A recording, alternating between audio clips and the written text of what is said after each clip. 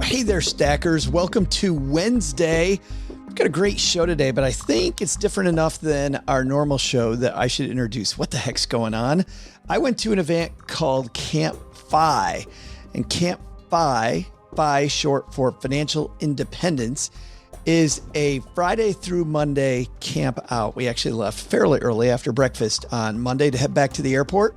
This one was outside San Diego, but the founder, Stephen Boyer, holds these all over the United States. And if you ever wanted to dig into the world of financial independence, and even more than that, what does this money thing really mean? It's a combination of speakers. I happen to be lucky enough to be one of those speakers at this particular camp. I was the closing speaker. Collection of speakers, breakout sessions, and just camaraderie with like-minded people. It was super fun. It was a great dive. There were people from their 20s into their 70s at this event. And you're going to hear from some people today in different stages of their life with some amazing stories. And by the way, the stories were all around you. These are just the tip of the iceberg. So if you want more, it's at campfi.org. And so a few things. Number one, we're recording this in front of a group of about 25 of the 65 people hung out with us to listen to and participate in the recording. We also did a live trivia game, different than what we're playing today, and generally had a lot of laughs, and you'll hear many of those here. I also feel bad. I did not know that Cynthia, who we'll talk to about her debt payoff story, has a blog and also has some links. So check out Cynthia's links, not just in our credits today, but also in our show notes. All right. That's, I think, enough in the way of introduction. We're just going to dive in. Doug, over to you to kick this thing off. Hey, shake and bake, Cal. Woo! Shake and bake! Live from Joe's mom's basement, it's the Stacking Benjamin Show.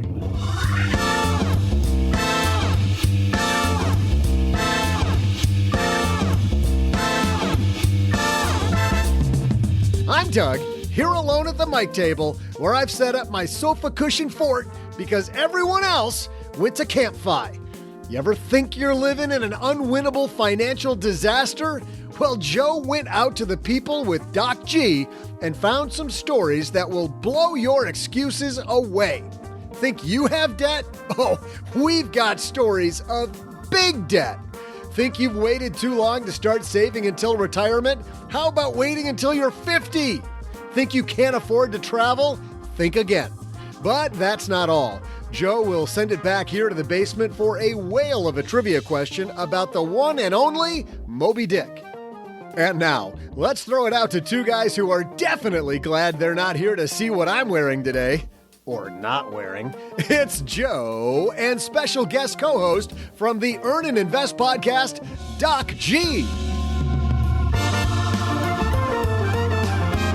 Yeah, hey everybody, welcome to the Stacking Benjamin Show out of Mom's basement, which is weird for us. I'm Joe Saul-Sehy, average Joe Money on Twitter. You are Doc G. Yes, I am, and we are so excited to be here at Camp FI Southwest 2021. Make some noise, everybody. Okay, so let's talk about so far. I came in here and I hadn't drank anything the first night. So you didn't snore. I didn't snore. Of course, I know I didn't snore. No, Joe, you didn't snore at all.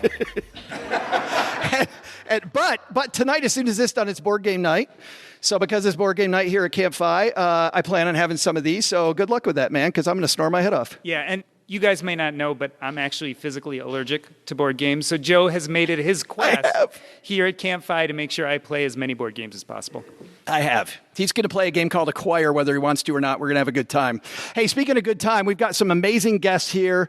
We've got so many cool stories. Becky and Steve, in just a second, are going to kick it off. But first, well, there's nothing that relieves stress more when you have had a long day, you are completely fried, and you're thinking to yourself, maybe I'll just go out to dinner. But then you think about all those calories, all that money out of your wallet, and then you realize that you can eat healthy because you found Factor. Factor is ready in 2 minutes. Factor shops, preps, cooks, and delivers straight to your door so you have more time for everything you love this spring, and you don't have to worry about eating healthy and going outside your budget because you've got the food sitting there in the fridge that you had pre-planned. What is Factor? Well, Factor has meals built around your goals, whether that's weight loss, overall nutrition, more protein, or GLP-1 support for strength and workout recovery. Check out Factor's Muscle Pro collection. Every meal's crafted with functional ingredients, lean proteins, colorful veggies, whole foods, and healthy fats. Factor bans 175 plus ingredients. No artificial colors or sweeteners, no high fructose corn syrup, no refined seed oils, just nutrient-dense foods. It's fresh, never frozen, over 100 rotating weekly meals, including globally inspired flavors like Mediterranean and Asian, so there's always something new to look forward to. I use Factor. I think you're going to love it too. Head to factormeals.com/SB50off, stackers, and use code SB50off, and you're going to get 50% off and free daily greens per box with new subscriptions only while supplies last until 9/27/2026. Well, running a small business, as you may know, like I do, it is super fun, but it can also be very tough. And when it's time to get a loan, it can feel impossible to find the lender that you actually trust. Big banks say no. The internet, well, that's full of sketchy offers with sky-high rates and fine print you can barely read. Whether you need help covering payroll, managing cash flow, or investing in growth, you deserve better. And that's why I recommend the small business marketplace Fundera, which is powered by NerdWallet. It's a free, easy-to-use platform. It lets you compare real financing offers from trusted lenders, and it's all in one place. And what I like is that you don't need perfect credit to get started. There's no spam, there's no bait and switch, just personalized options that fit your business needs. Nothing I like better than a place that treats me the way that they would want to be treated.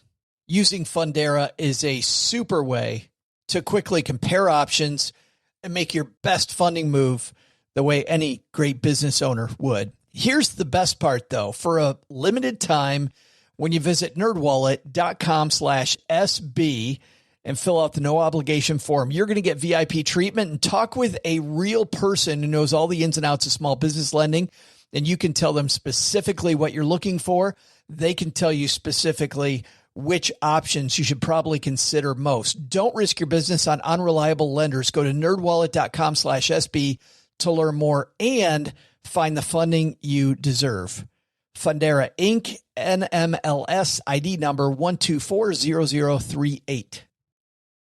All right, now we can kick it off. So let's get this party started.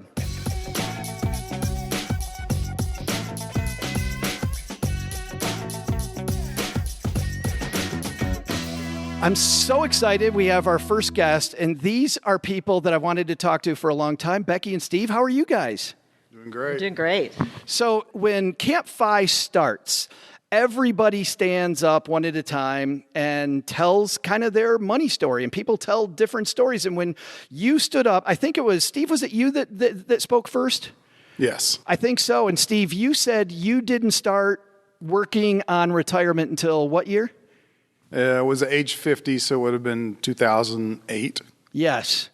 And you retired? The end of 2018. So 10 years from zero to completely done. Net worth 0 to retiring fairly comfortably. Can we talk about the beginning there? Why not start until age 50? Other priorities? Other not important? What was going on? We were stupid. There's a lot of that going around. There is a lot of that going around. So who was it that said, it's about time? I don't know that it was sort of an emotional crash. I mean, things worked fine for us. We had decent salaries, and things were working until they weren't.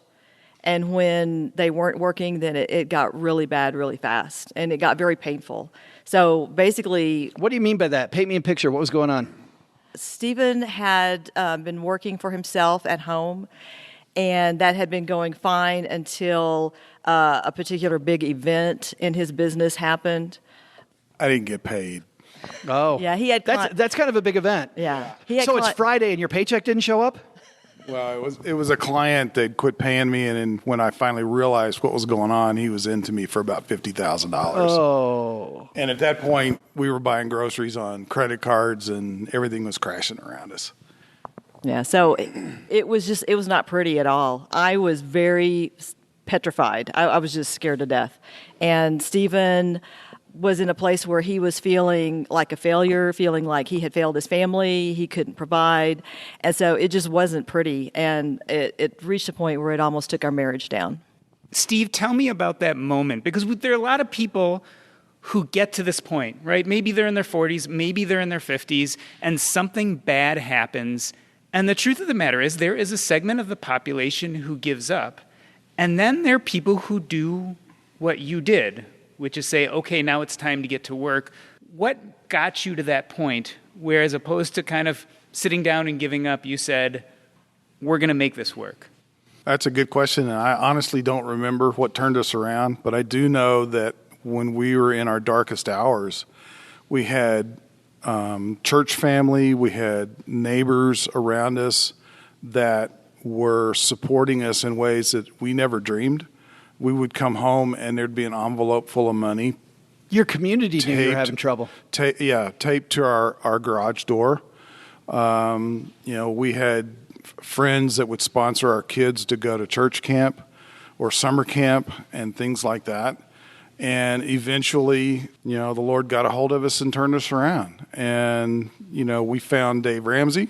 I know everybody kind of disses those guys a little bit, but I don't know. I think there's a big part of our audience that does not. That got us turned around big time. We literally started listening to him on a set of cassette tapes that somebody gave us. And eventually checked out his videos from a church library close to us. And we eventually started teaching the class. And wait a minute, you went from being students of the class to teaching the class. Oh, yeah. Yeah. Big time. And because it turned us around completely. What was your first move? Was it the baby step, get money in an emergency fund? Mm-hmm. That was step one? And cutting up the credit cards and getting out of debt.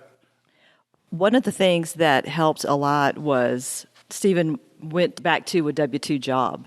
And he had reached a point where he was afraid that no one would hire him because of his age and because of what had happened with his business. So he really almost felt like there wasn't anything out there for him. And a gentleman that was part of a business mentor group, I believe they were called the Silver Foxes, but it was a business mentor group. That's what they called me. Well, Cheryl calls me that. Yeah. One of the gentlemen from that group was talking to Stephen and sort of encouraged him that, yes, he was still employable, and he actually helped him find a W-2 job.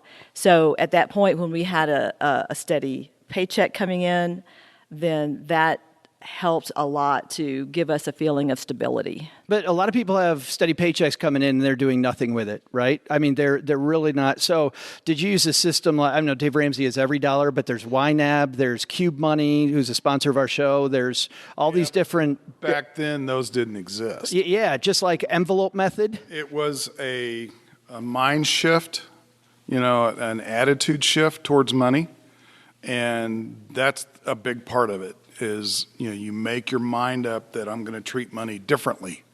And that's a big part of what worked for us. And then we did the envelopes, for budgeting. We did the budgets. We stuck with it. What did you cut? We cut everything that we didn't have to have. Yeah. Give me some examples. Oh, gosh. Story of the kids on the steps is the best one. Well, that's true. What's that? You put your kids out on the steps? we put it for sale sign. I had those days. I've had those days, but I don't think Child Protection Services is not your friend at that point. There were times when we would sit the kids down and say, if you can't eat it, we're not buying it. So don't ask. And so, literally, we cut down to the bare minimums. We bought gas, we paid the bills, and we bought groceries. And I literally had white envelopes in my purse with cash in them. Now, most people, even back then, I would have people say, aren't you scared to be carrying that much cash around? I'm like, no, that's not that big of a deal, So we went back to basics and just started taking those small steps to try to make something better for our future. So, Stephen, tell me when financial independence came into view, because it sounds like you started with Dave Ramsey, but you progressed to start thinking about the FIRE movement. How did that happen? In 2017, our oldest, Stephen, said, you need to listen to this podcast that I've been listening to since the beginning of 2017. And it was Choose a FI. That's the wrong title. You meant Stacking Benjamins. Right. That's right. I slipped you $20 before you came up here. So we basically binge listened to those guys. It was the beginning of when they were doing their thing anyway. And I mean, we were like going to graduate school in finance, and we were like, this is exactly what we needed 5 years ago. But now we have it, so now we have an idea of what we need to go forward with. And at the time, I was in a nice paying job, and I had found my dream job, and so I had a pretty big shovel that I had been given to, start saving. But we knew what to do with the money. Yeah, you did shovel then. We did shovel. Yeah. And, we cash flowed 3 weddings, 3 college educations with cash. And the kids graduated school with no debt, which they all really appreciated. I mean, they learned all about that. How great is that, by the way? Isn't that awesome? And at the end of 17, we divorced our financial advisor and put everything into Vanguard. Took a tax hit the next year, but that was okay because I recouped it in 6 months.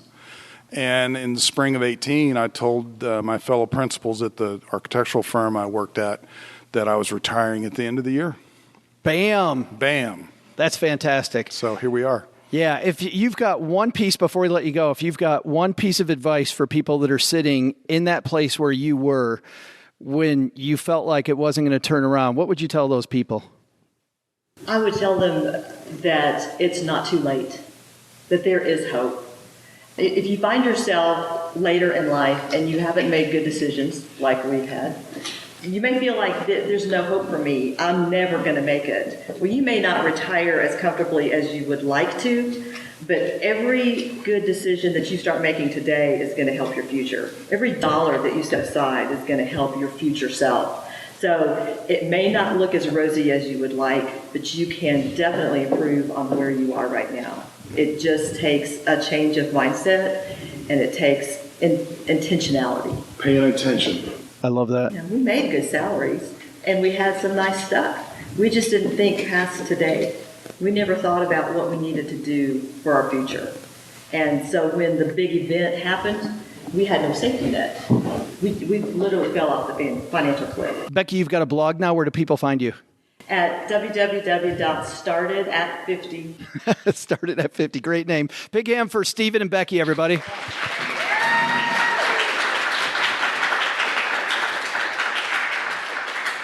Isn't that inspiring? I just think that for so many people out there, I've heard this say it over and over again, is I didn't get started early enough. And when I hear their story about starting at 50, it makes me realize that that's just not true. You can start at any age, and for some people, financial independence is the goal, but the truth of the matter is you can get better anytime, and tomorrow can look better than today, regardless of what age you start at. You know, Tony Robbins has a quote that I really like that they encompass, which is that the past does not equal the future.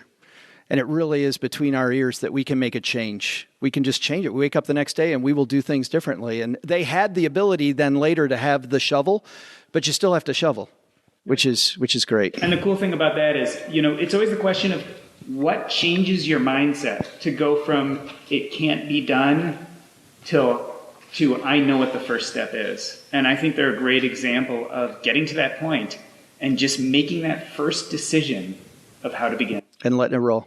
Yeah. Good stuff. Well, so we're going around the circle of people again. So back to the beginning of Camp FI, we're going around the circle, and there is this woman who's talking about Bali and talking about Thailand. She's talking about living in all these cool places, working in international teaching.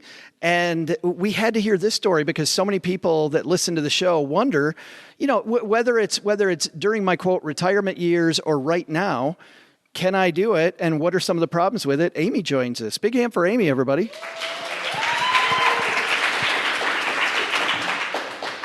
So, Amy, I've had this discussion, I feel like, a million times. People tell me that when they retire, when they reach financial independence, they want to go travel the world. They want to live in Thailand. They want to live in Bali. You didn't wait, and you decided to go to those places right away. Tell us about it. How did you make that decision? Why go at the beginning of your career? Well, honestly, I studied what I loved, which was history. And getting a bachelor's degree in history didn't give me a lot of options. And my sister had taught abroad in Taiwan teaching English. And so I got a job in Japan teaching English. And I thought I would be abroad 1 or 2 years. My aunt said 1 year max, like she loves her mama. So I planned on 1 or 2 years, and it opened my eyes to the whole world, and I learned about international teaching. I could go back and get my teaching certificate and my master's, and then I could go and work in international schools. So really I just planned initially for a couple of years, and I stayed in Japan got my master's, and just started teaching internationally. So once I saw how amazing the world is and started traveling, I really got bit by that travel bug. Describe the first few weeks. I mean, you're in a foreign land, you may have language issues, you might not know where to change your currency, and you're at the beginning of your career, so it's not like you have a lot of fuel. Was it difficult? Not really. I remember telling my mom that maybe I'll be depressed, maybe I'll get lonely, maybe it'll be really hard when I go over there, and thinking should I take some St. John's wort? Should I take something? Because you don't know, right? And I got to Japan, and I just remember looking, in Tenjin and looking at all the lights and just being so amazed by the country. And I didn't really have a context for it. This is 2001, so I didn't really know that much about Asia in general and all the different Asian countries. But I felt like I went abroad on this JET program, the Japan Exchange Teaching Program, and the Japanese government flew us over. They provided housing. We worked in Japanese high schools. So it was so fun. Before every class, they'd all stand up, "Shitsure shimasu, hai!" And the whole class would stand and bow at me. I was like, this is cool. OG does that before we record in the basement. Oh, I would like that. Little known story. Yeah. There's nothing like having a class full of students stand and bow to you in unison. So, it was just such a cool cultural experience. And luckily, I was living in a big city where there was a lot of other foreigners. So I really felt like I had a lot of support. And I could see, maybe if you were posted in a small town, it could be harder. But I loved every minute of it. But what about the locals? You've got the expat community, but how did you interface with the locals? Was that more difficult? I didn't feel like where I was placed, it was. Honestly, Japan is not really that rural compared to the U.S. Yeah. There weren't a lot of foreigners in my prefecture, but I was in the capital city of the prefecture, but I was still kind of a local celebrity. So everywhere I went, people were wanting to take pictures of me and, come over to my house for dinner. Everybody wanted to practice their English, especially if they had a few cups of sake or, at the party, suddenly their English would come out if they had a little bit to drink. But everybody was inviting me over to eat and wanting to talk to me. So I felt really welcomed. I had a great experience. What about, you talked about being close to your mom. You're halfway around the world. How did that affect your relationship? And because you've stayed abroad for long periods of time, how does it affect it still today? Yeah, my mom came twice to Japan, and she loves it. It's still her favorite country that she's ever visited. So it was wonderful. She was able to travel there. So I've lived abroad for 20 years. So when I went abroad, she was 60, and now she's 80. So now she's not able to travel as much. But, she also had a lot of great experiences. And my sister came, and my dad visited me many times in Asia. I had a lot of school holidays. So when I came home, I had a lot of quality time. And I was coming home twice a year. So I still felt like I maintained a close relationship. My family wasn't very tech savvy. And at the time, we weren't doing, FaceTime or anything like that. But I called home a lot. Mm-hmm. So we are here at Camp FI. This is a financial conference. Tell us about the financials. Was it lucrative to live outside the United States? Yeah, I mean, the job in Japan, I was teaching ESL, so that, housing was provided. I think I saved $20,000 in 4 years, which wasn't that much money at the time. It was a lot. I saved it to go back to graduate school, and I traveled for a year before I went back to graduate school. So I backpacked around Southeast Asia and India, which was really, really cheap. I was like a budget traveler at the time. But that was 2005, it was a long time ago.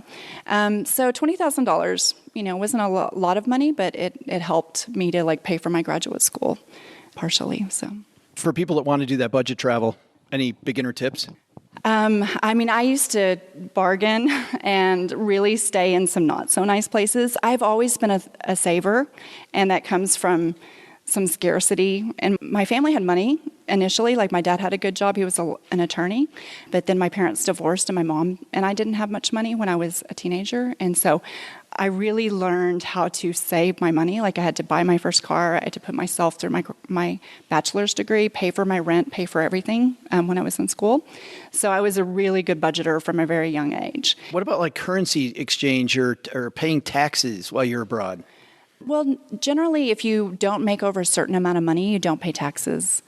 There's a Foreign Earned Exclusion Act. It's the 2555. You can claim exclusion on your foreign earned income. So you're not paying taxes on that income. Yeah, and then changing your money over? Changing the money over is no problem.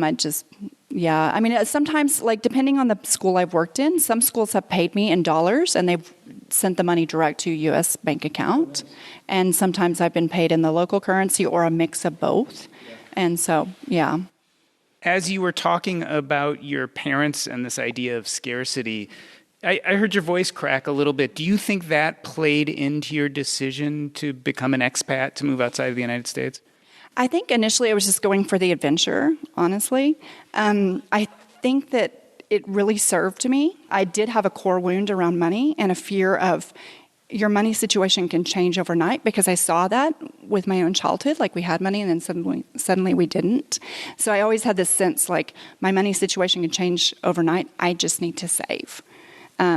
So it was a great gift, actually. And I'm very close to my father now, and I really thank him for that, because paying for my first car, paying for my bachelor's degree and working to pay my rent was a gift to learn how to budget. And I took school very seriously when I was paying for it. So Isn't that funny how you paying for it changes everything? Yes. Yeah. Yes. Amazingly. I studied. I went to class. I seriously, when I was on a scholarship at the Citadel, my grades were not that great. When I transferred to Michigan State, and Spartans won today, by the way, when I just had to get that in for the record. Yeah. We did win some games. But when I transferred and I paid my own way, all of a sudden my grades were straight A's because I knew I was there. Yeah. Definitely, yeah. And then I think once I also, teaching ESL in Japan, I'll probably, in answer to your question, Dr. G, was I knew that I could make some money abroad teaching ESL, but then when I learned about teaching internationally at international schools, that's when I really thought, that's the better ticket, because as a teacher, it's hard in the U.S., to make ends meet, to save money. I got this sense, talking to you this morning, that you really have a plan now, and you're going to settle down a little bit and be hopefully in a place kind of permanently over there, if not permanently. Yeah, I love Asia. So I lived there 20 years, and I bounced around, not quickly. Every place I lived, I was for 4 or 6 years, around that time frame. But when I moved to Bali, I really felt like that was home, and I found a community of people that I loved there. And as much as I loved international teaching, and as much as I loved living abroad and doing that life, when I took a 2-year sabbatical, well, a 1-year sabbatical that turned into 2. Weird how that happens. Yeah. And I just found a life that was even better than international teaching. I was so inspired by the community of entrepreneurs and digital nomads there. I felt like, I'd done a lot of traveling on my own, backpacking around, but I realized I really love a routine. I love waking up in the morning, going to yoga, having a pet, having a community, not having a surface level conversation with new travelers every single day. Yeah. It wasn't about traveling anymore for me. It was really about living in a place and having a really good quality of life, and it wasn't very expensive. And it's a beautiful place and beautiful people. So back when I was a financial planner, you'd keep asking people, Doc G, about their goals until you hit on one that you knew was the real goal? And did everybody see Amy's face light up when she started talking about Bali? Like, does anybody doubt that that's the real place she wants to go? Like, her face just changed. And you'd see it in these meetings. You're like, yeah, I want to retire someday. Yeah, I want to, but I really want that boat, you know? And what I love about the story, too, Amy, is that it sounds like you grew up with some scarcity. You found your way through that. And when you did, you started looking at what your life design you wanted it to be. And clearly it was moving to Asia. But it's not like it just stopped there. You kept evolving. So you found first teaching ESL, right? And then after teaching ESL, it was the international schools. And now it's entrepreneurship. But it sounds like you found a way to grow and evolve in this place you wanted to be, as opposed to feeling more of the scarcity mindset, which would have told you, no, I can't do that yet until I get to a more stable place. Yeah, I had a lot of fear. I mean, that childhood wound, like, it served me to a point. And then I hit that wall of fear. And I did the 1-year syndrome, and I really had to work through that. And I was super happy in Bali, and I went back to a job because of fear. And I was miserable initially. Like, I cried on the whole plane ride from Bali to Bangkok because I was only going back for the money.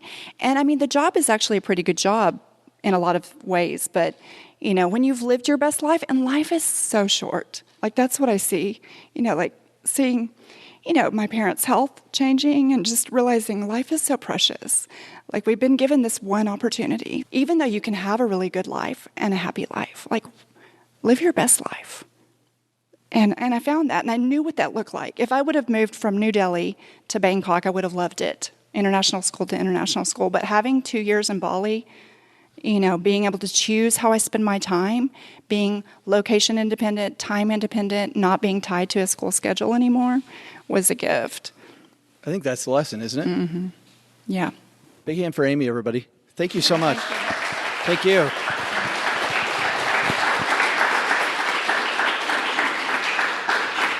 How great is that? I mean, it's just inspiring. It just goes to show you that we can have these wounds, and yet we can heal from them, and we can learn from them.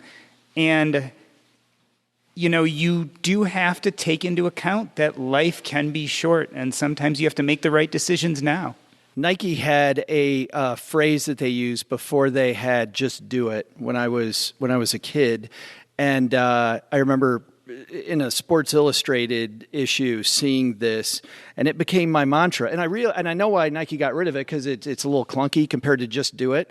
But it was more about what Amy was saying, which is my issue, which is feel the fear but do it anyway. And I love that. For me, feel that fear but do it anyway says so much, just so much. Well, now we're going to talk about some just amazing debt payoff stories. We heard both of these stories, and I think this is going to be fun. Everybody welcome Crystal and Cindy up to the mics. Hi. Or it's Cynthia. I'm sorry, Cynthia. Thanks so much for having us. Crystal, you paid off how much debt? $90,308. That's all, just $90,000. 308, not 7, but 8. 8. Yes. And what type of debt was it? I had a car, a massive amount of student loans, and a credit card. Wow. And Cynthia, how about you? Thank you for having us. And I had over $100,000, more like $110,000. $100,000. About. And I was going to say not 100,008 specifically. No. Yeah. And what type of debt was it? Student debt. Okay. Grad school. Grad school student loans. So let's talk about, Cynthia, while you have the mic, was there a time when the debt felt really overwhelming and you thought that there was no way? Because that's a lot of debt. Constantly, just throughout the whole entire process, just oftentimes overbearing. And it came in waves.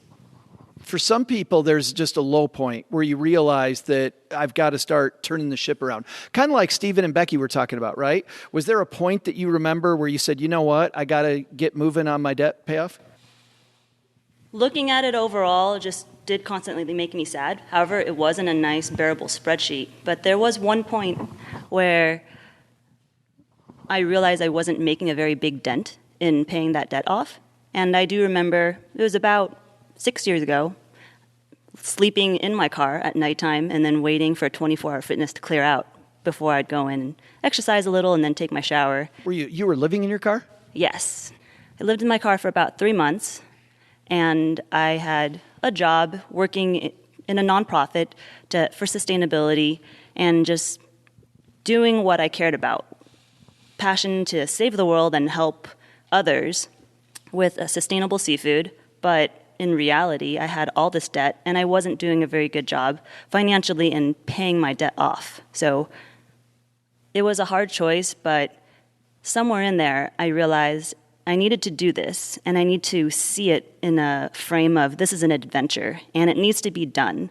Otherwise, I would have had to pay my bills with credit cards, and I knew that that would be a spiral, and I didn't want to start going into that area. So for 3 months, I sucked it up, made an adventure of it.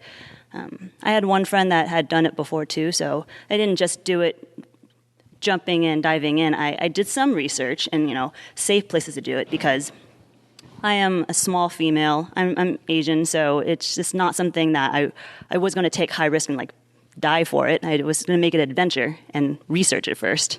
I want to hear more of that story in a second, but Crystal, some of the same questions. Was there a time when it felt overwhelming and you thought that there's no way you're going to be able to make it out? For sure. I was pretty head buried in the sand for a long time about my debt, but I think the tipping point was my car lease was up, so I had to figure out what am I going to do about a car. So I went to the dealer, and they had to pull that credit report, and he slid it across the table, and I saw just how much I owed on the paper, and I was afraid. I took it home to my boyfriend, and I just cried to him. Because at the end of the lease, you were going to have to pay this money. Yeah, I had to pay the money or figure out what I was going to do about a car. Oh, man. So that was the tipping point. Do you remember how much money it was? That I owed on the lease? Yes.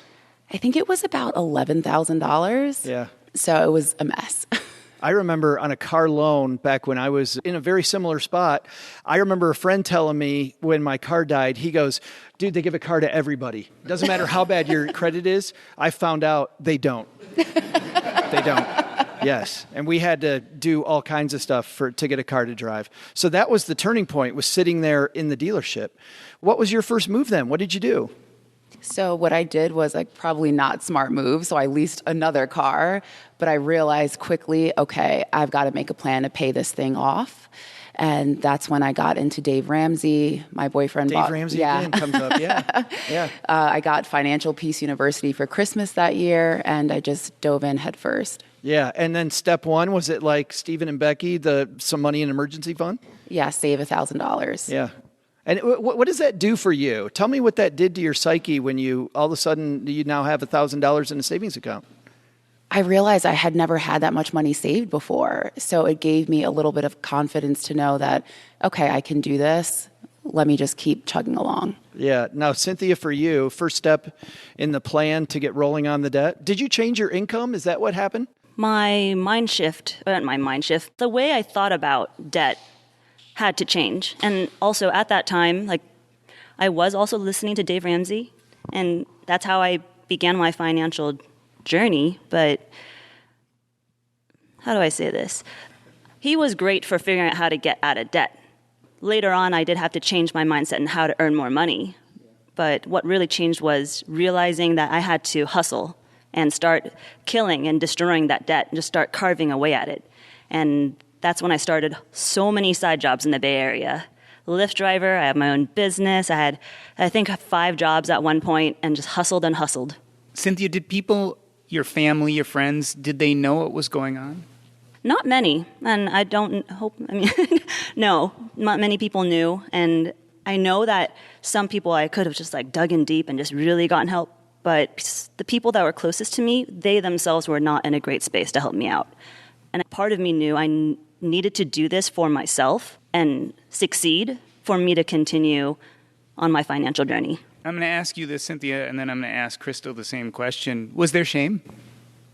There was some embarrassment. I don't know, deep shame, but I didn't want to broadcast it because it is my own debt. I got myself into this situation. I decided to go to grad school. This is not someone else's responsibility to dig me out. So I wanted to tackle it on my own. Crystal, tell me about this idea. Was there a feeling of shame when you took a look at that credit score? Oh, absolutely. There was deep shame. I was embarrassed. I just, I'm a pretty intelligent person, but I just couldn't believe that I had ignored the facts for so long. The next transition that I see people have is once the debt's paid off, keeping that momentum, right? Because both of you probably got to the point where you had some pretty kick-ass momentum going, and then changing that from pay off debt mentality to now saving mentality. Did you struggle with that at all? I think for me, I'd lived so frugally for so long paying off the debt that I realized I wanted to invest in myself a little bit more. So on my bucket list this year was 1, pay off the debt. I did that. 2 was coming to Camp FI. So I've then I started. So you can be on the Stacky Benjamin show. 100%. Yes. I also started taking guitar lessons, so just doing things to invest in myself. But also, it's amazing to know that the money I was sending to Great Lakes is now coming straight to me. So that's so awesome. Cynthia, how about you? Things did turn around. Last year, I paid off and was net zero in August of 2020, so that's exciting. And my mind shift for hustling has changed as well. Instead of thinking, what else can I do to penny pinch, I've focused my energy to how can I increase my income at my professional job. And now I'm next thinking about potentially getting my first home, which is something I wouldn't have seen coming having lived out of my car. That's so great. That's different. What a change. I want to follow up when you talked about getting more money at your job, because studies show that bosses say in these studies anyway that they would give you more money if you would ask. Did you go and have to ask for a raise?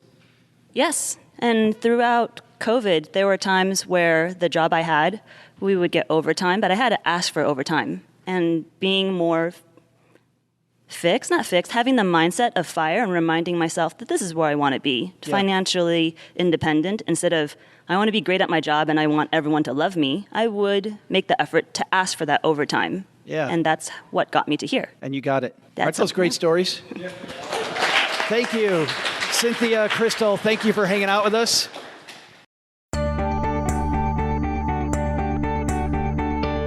Hey there, Stackers. I'm noted indoorsman and highly respected survivalist, Joe's mom's neighbor Doug, and I didn't get invited to Camp FI, which is just Camp Fine with me, because I'm doing my own campy stuff right here.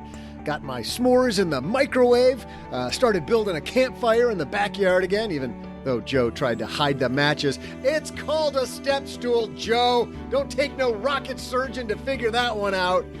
And what's campier than Joe's mom's scary stories about her hair removal regime? Whoa. And besides any of that, I get some alone time to finally read. Speaking of, did you know that Moby Dick came out today in 1851 when Joe's mom was just in middle school? It only sold 3,700 copies in Melville's lifetime, the same number of copies that Joe's going to pre-order of his own book, Stacked, Your Super Serious Guide to Modern Money Management, coming December 28th, available for pre-order now. But let's tie Moby Dick to today's business world. How about this question? Which coffee chain is named after a character in Moby Dick? I'll be back with your answer after I eat this s'more. Well, Stackers, if you pay off your credit cards every month like you should, Navy Federal Credit Union likes to reward their members when they responsibly use their credit cards. OG, you know, getting those points on the credit card. If you pay off your credit card every month, why wouldn't you do it? No shame in my credit card point game. No shame in my game either. You know that. You can also earn up to 1.75% cash back on all purchases with their cash rewards card when you sign up for direct deposit. When you use the Navy Federal mobile app, you can redeem your rewards as soon as you earn them, and there's no annual balance transfer, foreign transaction fees. Plus, different than a lot of cards, your rewards never expire. Learn more at NavyFederal.org. That's NavyFederal.org, insured by NCUA. I had a breakfast mentoring meeting yesterday with a young woman who was just amazing. She is graduating from college with a degree in wealth management, and she reached out hoping for some pointers. And listen, if somebody's in Texarkana and wants to go into this beautiful field of personal finance and helping people get their money together, that is incredible. But even more incredible is how she reached out, how she was trying to network. And I was having a discussion that finding the right person and avoiding the wrong person for a role, That's what can make or break an organization. And we just don't see that many qualified people. So how do you find them? Well, Indeed Sponsored Jobs is a boost whenever you need to find quality talent. If you're hiring, Indeed is all you need. You can stop struggling to get your job post even seen on other sites. You'll match with quality candidates with Indeed's Sponsored Jobs. Get matched with and hire quality candidates who can drive the results you need. Reach candidates who meet your specific criteria like skills, certifications, or location. It drives me crazy when I'm matched with all kinds of people who aren't a fit. I don't have that kind of time. People are finding quality hires on Indeed right now. In the minute I've been talking to you, companies like yours made 27 hires on Indeed, according to Indeed data worldwide. Sponsored jobs posted directly on Indeed are 95% more likely to report a hire than non-sponsored jobs. Spend less time searching and more time actually interviewing candidates who check all the boxes. Less stress, less time, more results. When you need the right person to cut through the chaos, this is a job for Indeed Sponsored Job. And here's what's cool, Stackers. You're going to get $75 in sponsored job credit to help get your job the premium status it deserves at Indeed.com/podcast. Just go to Indeed.com/podcast right now and support Stacking Benjamins by saying you heard about Indeed right here at Stacking Benjamins. Indeed.com/podcast. Terms and conditions apply. Hiring, do it the right way with Indeed.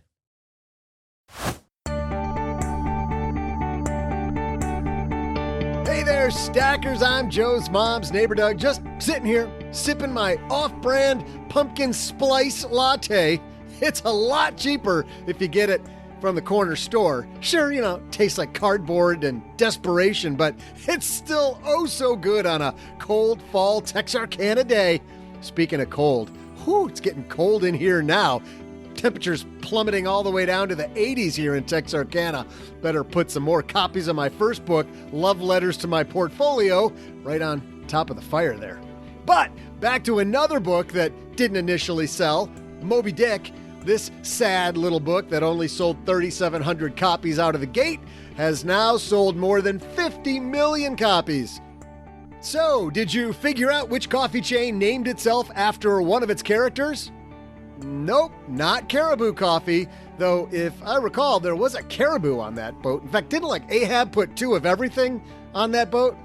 And it wasn't Pete's, though there was probably a dude named Pete on that boat. I mean, look, I've watched Wicked Tuna. There's a Pete on every fishing ship.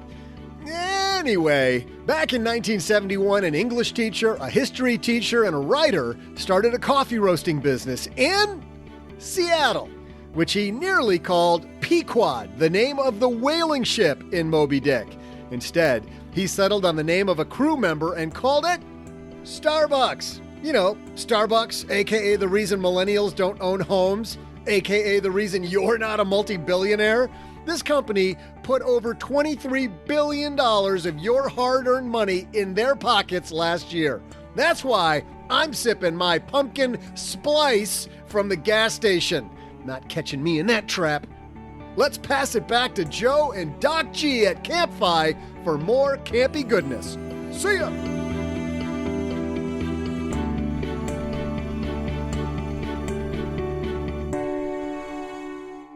Weren't those stories fantastic? Oh my God, they're amazing. And I can chart the difference in the Camp Fi's every year. So I've been going now for 4 or 5 years, and just the varied stories amaze me. Before we start that, because I want you to tell us how it changed, let me just tell you my first impression, which is bunk beds are badass. But besides that, I was amazed when Steven, who puts on this amazing event, went out in the middle of this group of people. I thought we were going to have people talk for 10 seconds, stand up and go, "Hi, my name's Joe. I have a podcast. See you later." Right? And it was going to be that. But people are telling these just amazing stories. The sharing that's happened here in the first 24 hours I've been here has been amazing. Yeah. The amazing thing about Camp Fi is that it is a place where vulnerability is fairly acceptable. So you have a bunch of people who have discovered what they think is this amazing thing about understanding their own finances. They're into financial independence, and they go into their own communities and try to talk about it, and they get blank stares and looks. People don't want to hear about it. How many I heard that a ton. Yeah. Like, I want to be around people that have these same thoughts that I have. By the way, I was here for 10 minutes, and we were joking about Roth IRAs. Yeah. I was like, these are my people. That was a good Roth IRA joke. And then they get here, and it's like all of a sudden, they're surrounded by people who kind of get it. Yeah. And so what happens is those wounds that we all have, they come out. Because all of a sudden, for the first time, you're surrounded by people who are interested, who are like you, who feel like your people. And so it's a place where vulnerability becomes the norm and deeper conversations happen. So how's this changed over the past 4 or 5 years? Not Camp FI, but just Camp FI and the FIRE movement in general. What do you think? I think there's been an amazing evolution of financial independence. For one, we just don't talk about retire that much anymore. And that's been happening for years. But the variety of the people and their stories has grown. So back when we first started doing this, you wouldn't see people who were talking about starting in their 50s. You wouldn't see people talking about, I decided to forego the high income and move to Bali. You wouldn't hear these kind of stories because not that they weren't out there, but it hadn't really become part of this movement. So the movement has grown from, let's make as much money as fast as possible, quit our jobs, and then do whatever we want, to saying, let's take this knowledge and this shift in mindset and use it to do what we want now and yet still be financially savvy and build a stable future. I thought that Michelle Jackson today put a nice point on it with her presentation that there's really different ways to slice this. I mean, get where you want to go fast, but really her whole thing was enjoy the ride, right? Because we don't know what's going to happen later, but we're seeing people, I think, go, you know what? I don't have to do it the way that the original 5, 10, 20, 50 people did it. I can carve my own path. I think there's this real dichotomy that we thought was a stark dichotomy at the beginning of this conversation, at least for me at the beginning of the conversation, which was really in 2015, 2016. It was either you were on the YOLO bandwagon, you only live once, and so you're frivolous, or you were on the delayed gratification bandwagon, which is work really hard, grind it out, maybe not enjoy yourself now, but you will eventually. And what's the change is that we're realizing it's not a stark dichotomy at all, that there's shades of gray, that we can both enjoy today as well as save and be savvy in the future. It reminds me, there's, growth funds, but there's this strategy, growth at a reasonable price, right? I feel like what you're saying is FIRE has become like YOLO with a reasonable money management system. Yeah. Right? And the definition of reasonable price, what you just said, varies from person to person. And that's what we really see in this room today is for each person, the reasonable price is different. And so their path is going to be different. Yeah. Yeah. Your big takeaway so far from Camp FI? My big takeaway is that even though personal finance is personal, even though we all do things different, there are common themes. And the two big things I think that really change are the big game changers is one is the change in mindset, going from this can't be done to I can do this. And then the second is if you surround yourself by a community of people who understand and support you, just about anything is possible. And I think every person here, the varied stories, I mean, what did we just hear? I was living in my car. Yeah. I was 50 years old and hit rock bottom. I had these wounds from childhood and yet still took off and experienced the world. And that's the tip of the iceberg, by the way. The stories we had up here, we've been hearing those all day, and we're going to hear more in the next 24 hours. Yeah, and I think given the right fuel and the right support, you can do amazing things. And that's what you all have shown me over and over again. And it just amazes me every new Camp FI I come to. Well, thanks for doing this with us, Doc G. You're at the Earn and Invest podcast. What's coming up? When are we airing this? I don't know. Since we have no idea when we're airing this, what is coming up is that we are going to continue having these next level conversations, sometimes with panels, other times with individuals.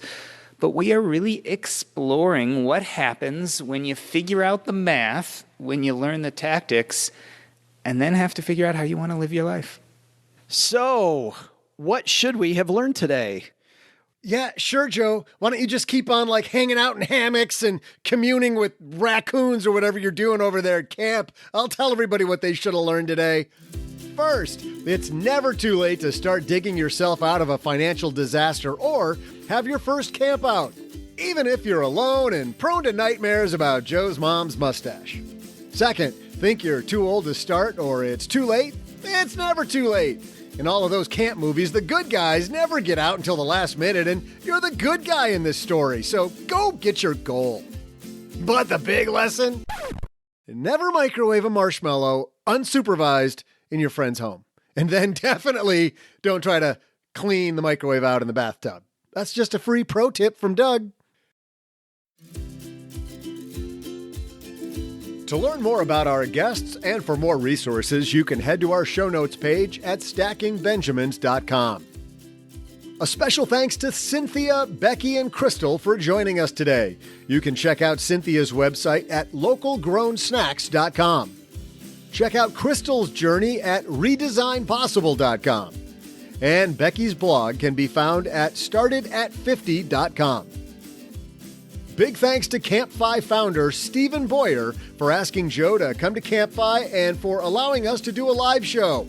To learn more about Campfi, go to ihatethegrid.com or just go to campfi.org, which is probably a more real website than the first one I said. This show is the property of SB Podcasts, LLC, copyright 2021, and is created by Joe Saul-Sehy. Our producer is Karen Rapine. The show is written by Joe and Doc G from the Earn and Invest podcast. After you listen, check out our show notes page written by our website manager and blog editor, Brooke Miller.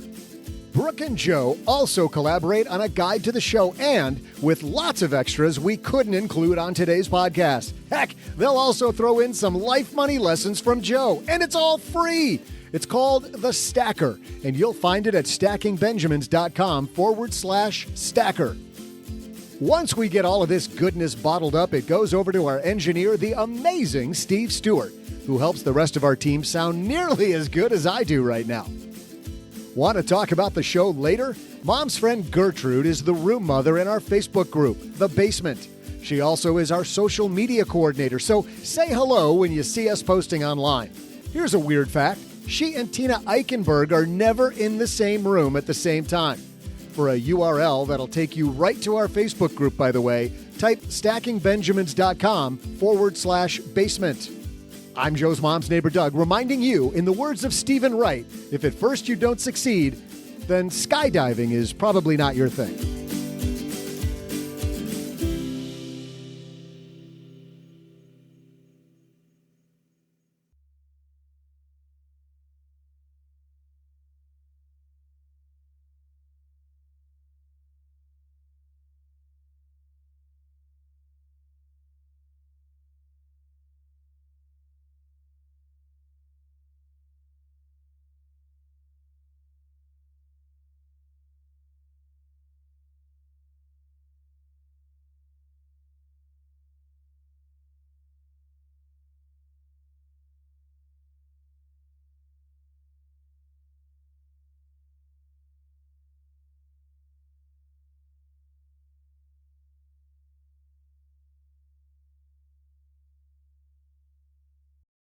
Welcome to the after show.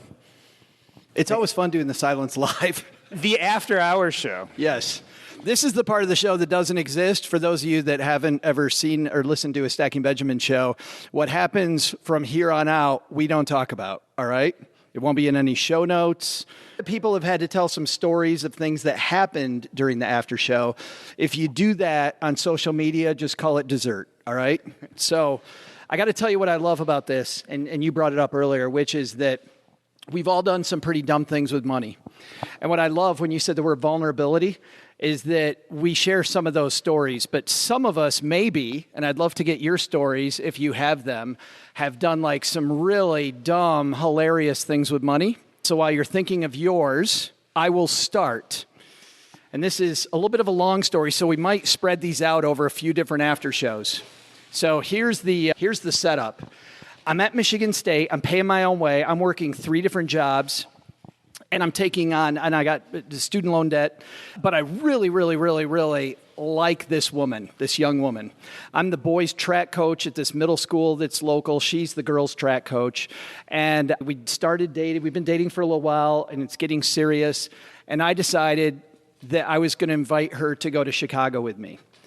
And I took all of the money that I had, and I found this really kick-ass boutique hotel just north of Rush and Division Street, if you're familiar with Chicago, where all the bars are. Yeah, they call that Viagra Corner, by the way.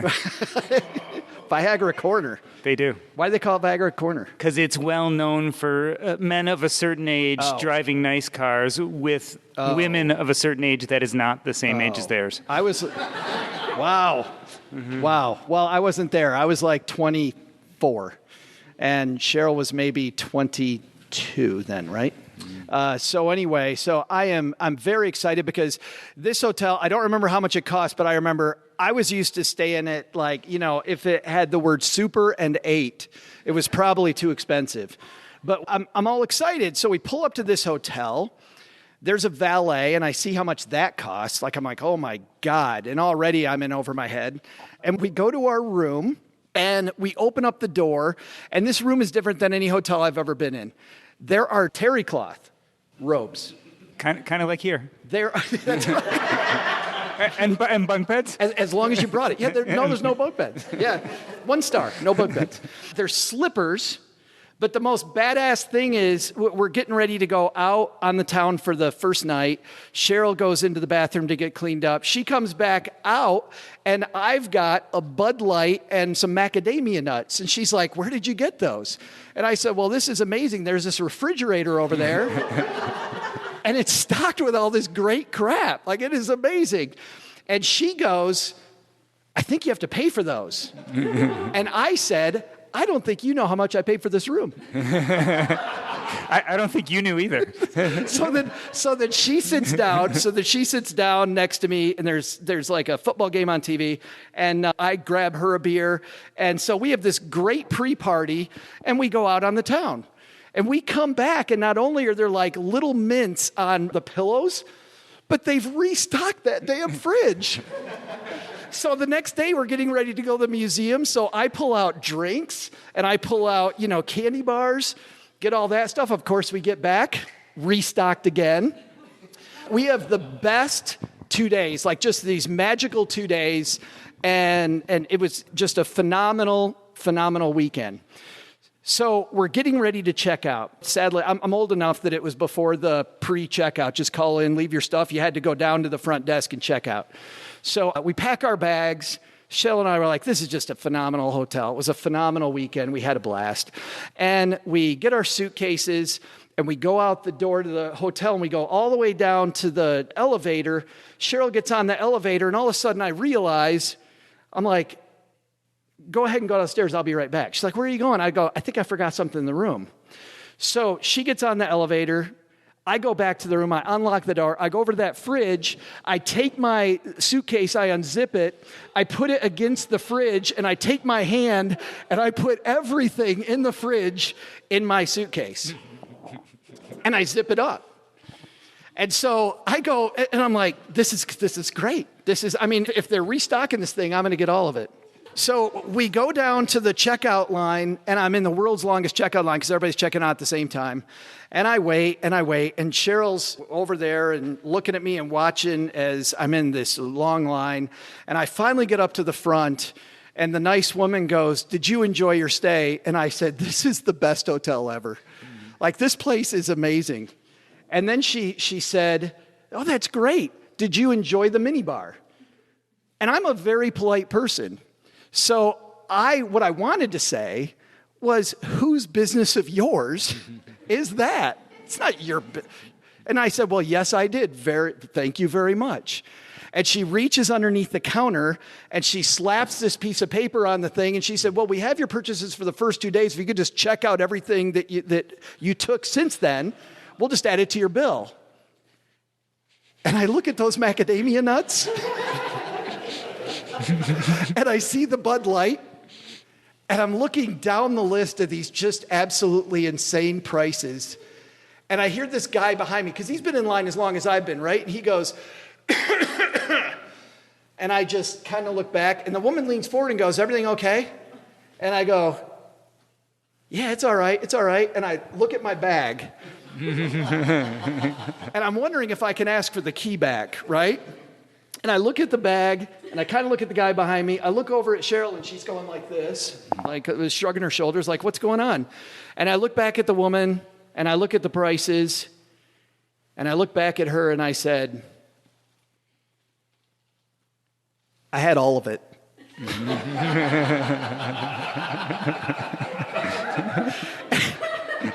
And she leans forward and she goes, excuse me? And I go, yeah, I had all of it. And she was super professional, like her mouth only went like this for a second. And she goes, very well, just sign the bottom and we'll add it to your credit card. And this was back in the shaky Joe, didn't know what he was doing money days. And I'm just like, please go through. Please, God, go through. And yeah, I realized, Doc, that minibar wasn't free. You know, if you go to Mexico... It is free? And you get an all-inclusive room. Oh. You can have as much out of the minibar as you want. I think you might have paid for it with the all-inclusive words. Yeah. Yeah. Dumb money story? Did you make it? I don't know if I have anything to Does top anybody that. I was dumb. Amy's got come one. on. Okay, so I have a dumb money story about love as well. So I spent many years single in Asia, and finally I met a guy. I really, really liked him. And, you know, I was traveling in Europe over the summer, and I was traveling with my girlfriend, and I got to talk to him kind of irregularly because we were traveling around. And then I was about to get on a cruise with my family, and I had one night where I could call him. And so we had an Airbnb booked. I went to the Airbnb, no Wi-Fi. But we were supposed to have a video call, and I was going to be on a 10-day Baltic cruise, and I knew there was going to be no Wi-Fi on the ship. And, you know, so I had a little bit of time because we checked in the afternoon, so I went around to all the, like, cafes in the area in Denmark and asked, no Wi-Fi anywhere. Well, I thought, how much could it be, right? How much could it be? You know, you just, like, I had a cell phone that I had set up with Wi-Fi. I was working in India at the time.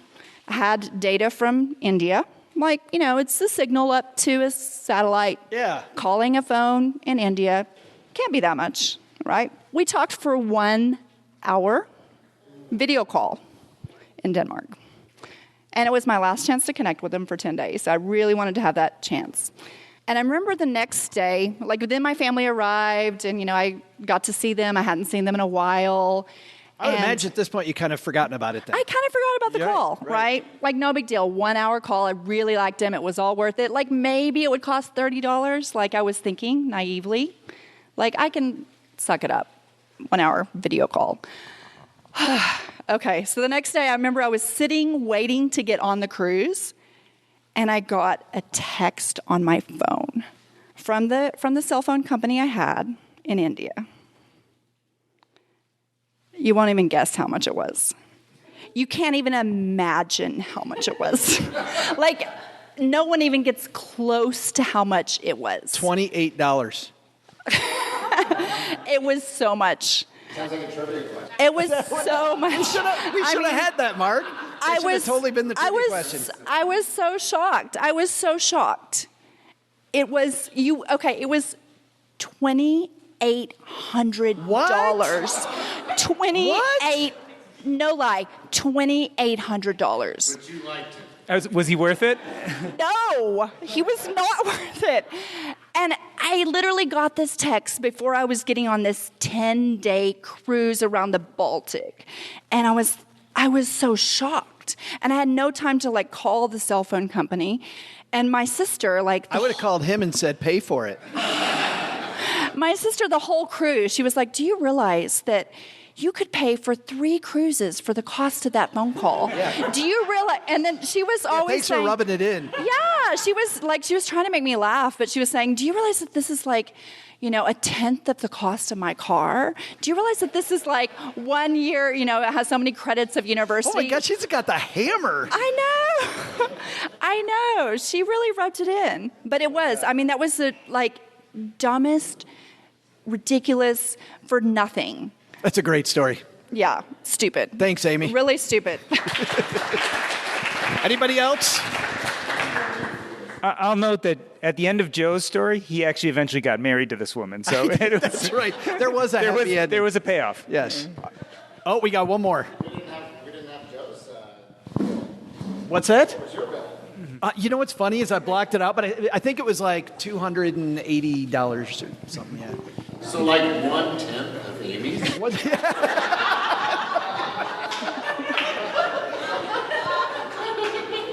How can we know the microphone over there? Andrea. Okay. When I was in college, one of the reasons that I chose the college I did was it had an amazing study abroad program. And one of the things I've shared a little bit with people here at Camp Phi is that I totally want to travel everywhere. So this was obviously something from before I started college. Well, when I was in college, I dated a guy, and it was right before I was at the point in school where you would typically go on your semester abroad. And he was like, but if you do that, we won't be able to communicate. And I was like, you're right, I shouldn't go. Oh. So I didn't. But that's not actually my dumb story.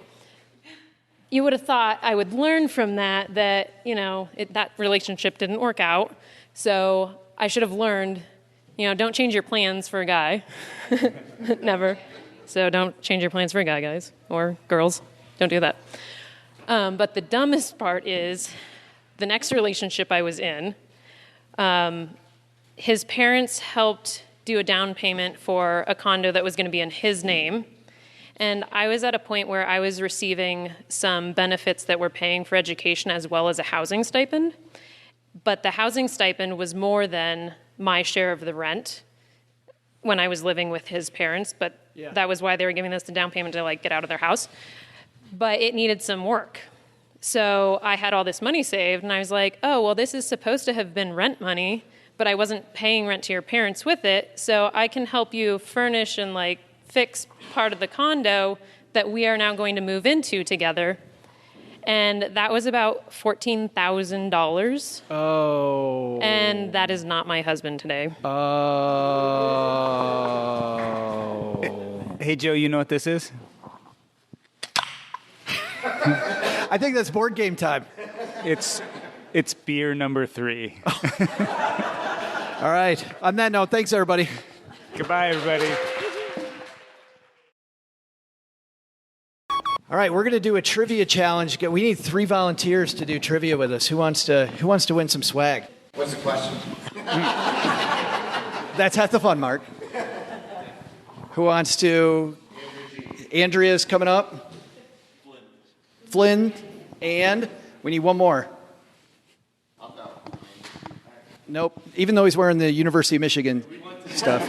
What's that? Just at the last second, right?